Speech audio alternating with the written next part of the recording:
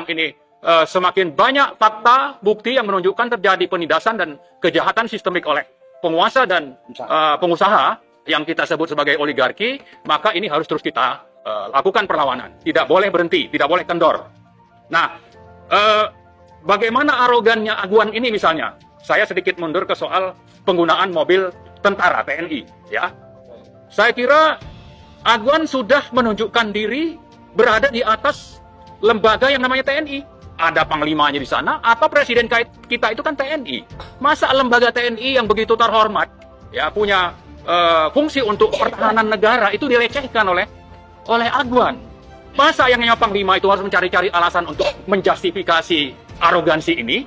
Atau masa yang namanya Presiden Jenderal Prabowo mendiamkan saja kelakuan yang arogan ini? Saya kira ini tidak bisa dibiarkan. Nah, saya kira Prabowo harus menunjukkan bahwa dia benar-benar prajurit TNI, prajurit Sabta Marga, dan tidak mau lembaga yang menghasilkan dirinya sebagai jenderal itu dilecehkan oleh Aguan.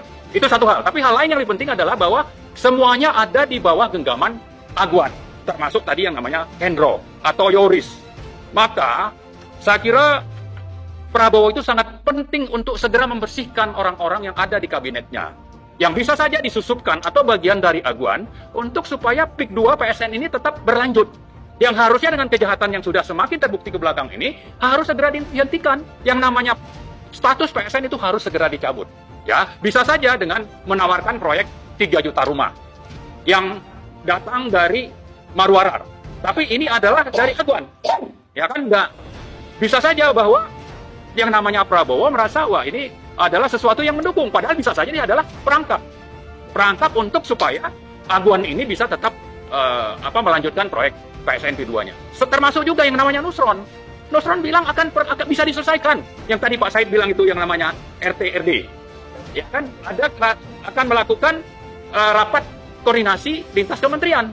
Dari LH, dari Kehutanan, ya, dari Kementerian Keuangan mungkin yang relevan juga. Untuk dengan begitu akhirnya status tadi diperoleh. Padahal harusnya urutannya kan jelas. Harus ada izin lokasi dulu, baru boleh ada pembebasan lahan. Tapi yang dilakukan itu sudah melanggar dan harusnya ada sanksi.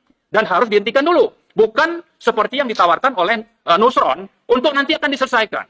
Nah, menteri ini juga perlu nih hati-hati Prabowo. Karena ini berada di bawah lingkungan Golkar. Golkar itu ada siapa? Ada Erlangga yang menerbitkan Permenko nomor 6 2024 sebagai payung hukum untuk PSN, PIK 2 dan 13 PSN lain yang milik swasta. Jadi karena itu saya kira kita akan terus bersuara di samping membangkitkan kesadaran dan perlawanan rakyat. Kita juga mengingatkan Prabowo untuk menegakkan hukum, berada di garis depan, dan jangan sampai terkecoh oleh menteri-menteri yang disusupkan atau merupakan bagian dari Aguan untuk tetap mempertahankan PSN PIK 2.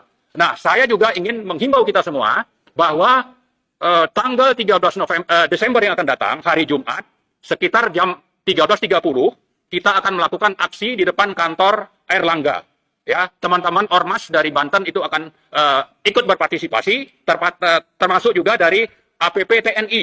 Ya, teman-teman alumni dari UI, dari IPB, dan dari mahasiswa akan hadir untuk menuntut supaya status PSN PIK 2 itu segera dicabut. Ini satu, saya kira, semacam pengumuman ya kepada kita semua, kepada rakyat, untuk mari berbondong-bondong kita berpartisipasi dalam aksi tersebut untuk kita bisa membebaskan penindasan dan pemiskinan yang dilakukan oleh oligarki, terutama ada Aguan di sana, ada Salim di sana sebagai pengusaha, tapi ada Jokowi di sana sebagai mantan presiden yang menjadi bagian dari oligarki ini dan masih berperan di kabinet Prabowo. Dan saya kira Prabowo harus membersihkan orang-orang ini. Ya, kalau ingin supaya dia dapat dukungan dari rakyat. Artinya pemerintahan Prabowo kalau ingin mendapat dukungan rakyat maka harus membersihkan orang-orang yang pro oligarki di kabinetnya. Terutama yang namanya itu adalah Arab atau yang namanya Nusron, satu paket dengan Golkar misalnya. Ya, kecuali mereka tobat. Termasuk juga di DPR, partai-partai itu harus berani bersuara, jangan diam saja dan jangan mau terus menjadi korban cengkraman atau penyanderaan oleh Jokowi. Saya kira banyak partai-partai yang disandra oleh Jokowi dan ini harus saya kira segera melepaskan diri supaya kedaulatan negara dan rakyat itu bisa tegak di Indonesia.